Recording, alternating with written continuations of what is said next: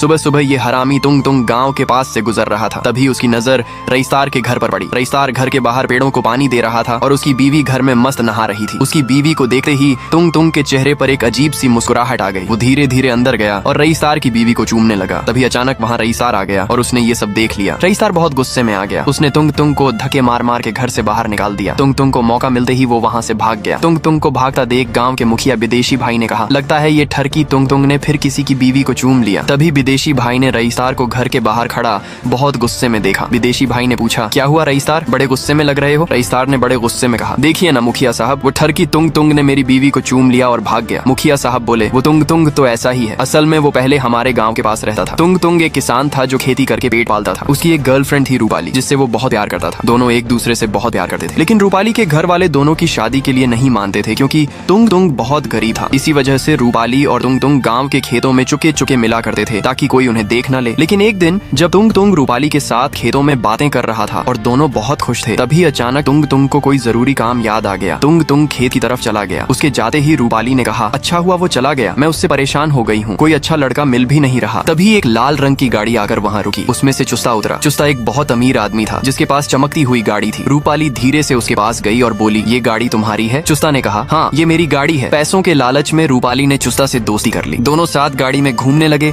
और साथ वक्त बिताने लगे। एक दिन जब तुंग तुंग रूपाली को ढूंढ रहा था, तभी उसने रूपाली को चुस्ता के साथ देख लिया। तुंग तुंग का दिल टूटकर चकनाचूर हो गया। और फिर एक दिन रूपाली और चुस्ता ने एक दूसरे से शादी कर ली और दोनों साथ में गांव से चले गए। उस दिन के बाद से तुंग तुंग सदमे में चला गया। दूसरों की बीवियों में उसे रूपाली ही नजर आने लगी। रईसदार को अब सब समझ आ चुका था। उसने कहा, बेचारा तुंग तुंग लड़की के चक्कर में पागल हो गया। रईसदार बाइक पर बैठा और तुंग तुंग के गाँव पहुंचा। वहाँ उसने तुंग तुंग को हर जगह ढूंढा, लेकिन तुंग तुंग उसे कहीं नहीं मिला। तभी उसे गाँव के बीच में भीड़ दिखी। रईसदार जब वहाँ पहुंचा तो देखा तुंग तुंग की लाश वहाँ पड़ी हुई थी। गाँव वालों ने बताया कि रूपाली के जाने के बाद तुंग तुंग उदास उदास रहने लगा था और फिर उसने जहर खाकर आत्महत्या कर ली। रईसदार की आंखों में आंसू आ गए और वो जोर जोर से रोने लगा। उसके रोने की वजह से पूरा गांव डूब गया। वहीं दूसरी तरफ रूपाली और चुस्ता घर में सो रहे थे। तभी पानी की लहर ने उनके घर को डुबो लिया। इसलिए कहते हैं, जैसा करोगे वैसा भरोगे।